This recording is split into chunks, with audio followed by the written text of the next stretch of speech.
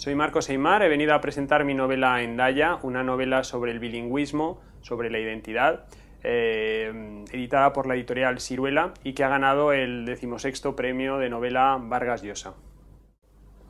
Sí, bueno, en efecto, la novela se podría definir no como una road movie, sino como una rail movie, porque el personaje se mueve continuamente en tren, pero al mismo tiempo es verdad que es una novela en la cual el personaje está continuamente viajando, pero desde un punto de vista narrativo, el narrador que cuenta la historia permanece siempre en un bar. Entonces se puede decir que en el plano del presente el personaje está en un bar esperando a la gente que va a venir a interrogarlo y para la cual el personaje imagina el relato que va a hacerles, y luego en el plano de los recuerdos, esos flashbacks que componen los episodios de la novela en los cuales hay continuas idas y vueltas entre París y Madrid. Entonces se podría decir que es una novela de viajes estática, ¿no? Valga la paradoja.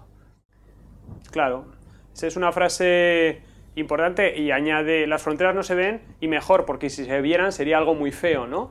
En efecto, la frontera es un término misterioso porque no es algo físico, no es algo que se pueda ver. Cuando uno atraviesa una frontera, sobre todo una frontera actualmente en la Unión Europea, pues prácticamente no es consciente de atravesar esa frontera. Lo que pasa es que las fronteras tienen una existencia que no es solo física, sino que también es histórica.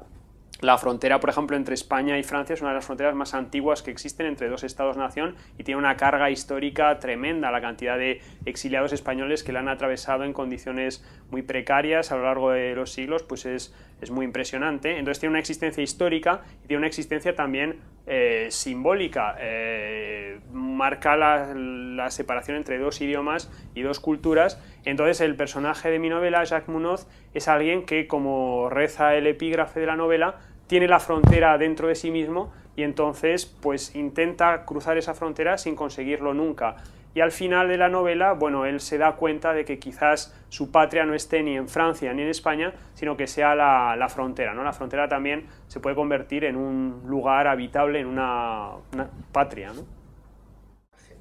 En efecto, el personaje es alguien desdoblado, un poco esquizofrénico, entre dos ciudades, dos lenguas, pero también dos tiempos, ¿no? Entre el presente y el pasado, porque es alguien que va a emprender una búsqueda obsesiva de ese pasado del que su madre nunca le habló. Entonces ese desdoblamiento del personaje yo intenté que también se viese a través de la propia construcción de la novela, con esa alternancia de dos personas, ¿no? La segunda persona y la tercera persona.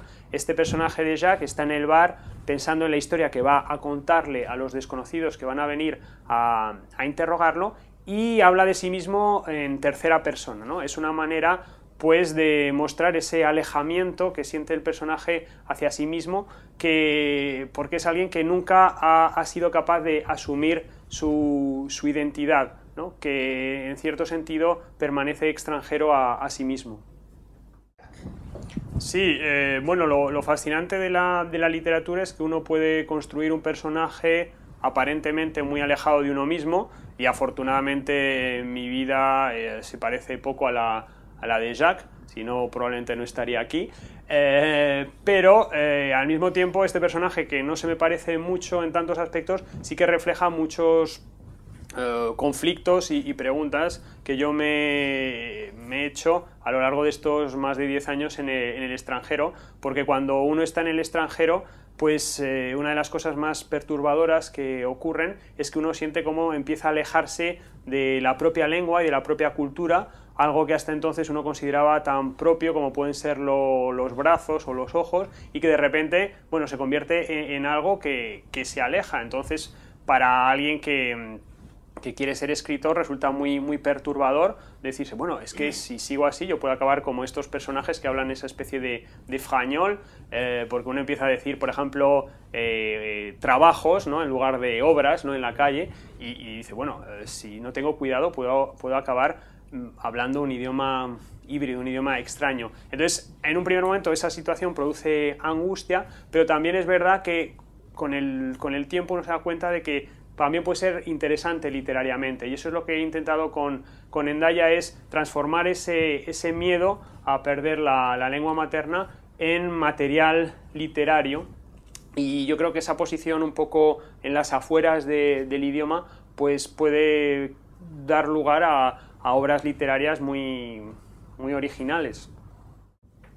Sí, bueno, en efecto la novela tiene algunos elementos del género negro. El personaje, después de la muerte de su madre y de encontrar un método de español del año 75, emprende una búsqueda obsesiva del idioma y al mismo tiempo va a contactar con Eusebio, un antiguo amigo de su madre, que le va a embarcar en un negocio turbio que consiste en transportar maletines de contenido desconocido entre París y Madrid. Entonces lo que me interesaba era crear una obra con una intriga policíaca que atrapase al lector, que fuese entretenida, pero que al mismo tiempo plantease cuestiones, pues como ya he dicho, profundas sobre la identidad o sobre el lenguaje. Entonces, bueno, Jacques, por ejemplo, me gustaría pensar que es el primer personaje que se convierte en un mafioso para aprender un idioma, ¿no? No es alguien que lo que le interesa es descubrir su pasado, aprender español, y al fin y al cabo el negocio que le propone Eusebio es solo una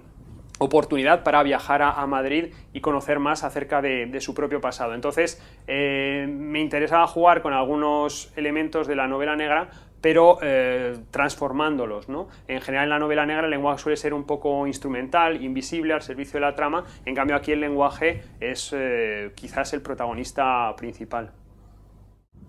Sí, bueno, el personaje de María José, que está visto lógicamente a través de los ojos de Jacques, el personaje principal, representa aquello que Jacques no tiene, en concreto esa relación natural con el lenguaje, espontánea. Jacques continuamente se está haciendo preguntas gramaticales, siempre está dudando.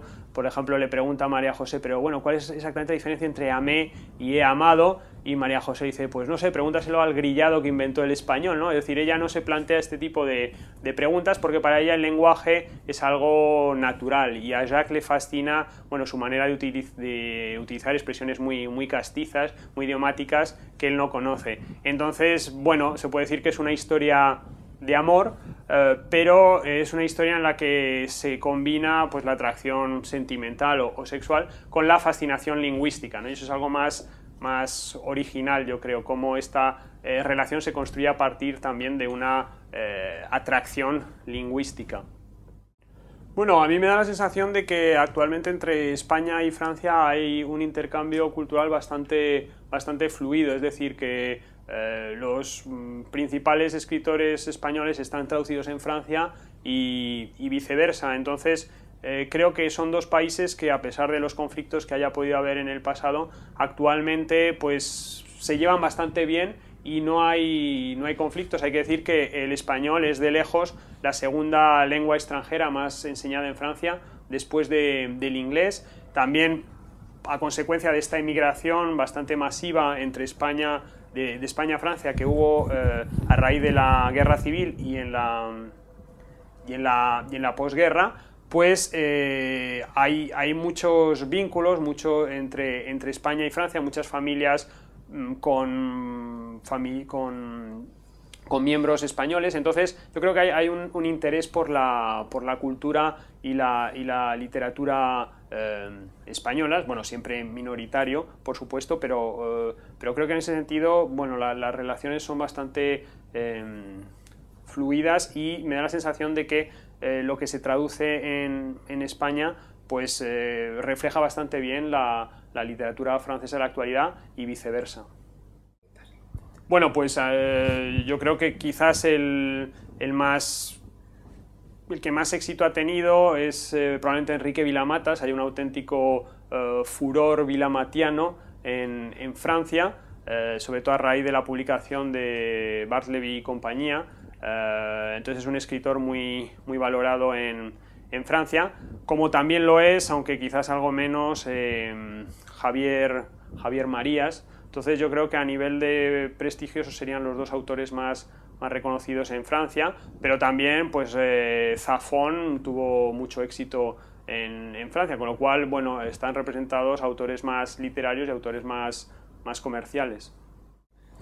Bueno, pues yo creo que un error es caer en lo autobiográfico, es decir, en lo fácilmente autobiográfico. Kafka decía que escribir es pasar del yo al él, y me parece que es una fórmula muy inteligente, porque incluso cuando se escribe en primera persona uno está construyendo un personaje, y entonces lo que hay que tener en cuenta cuando se escribe es que uno no escribe para uno mismo, sino que escribe para esa entelequia que se llama el lector. Entonces un escritor tiene que ser libre, ¿no? Y ser libre es decir, saber inventar, saber cambiar, modificar la realidad cuando eso puede tener mayor fuerza literaria, es algo que cuesta mucho, porque de manera casi intuitiva uno tiende a ser fiel a la realidad. Entonces ese es un error muy, muy frecuente. Otra dificultad que tenemos los escritores que vivimos en París es que es muy difícil escribir sobre París sin caer en el tópico, ¿no? Basta escribir la palabra barrio latino, Quartier Latin, para que uno se eche atrás y diga, no, otra novela sobre París, ¿no?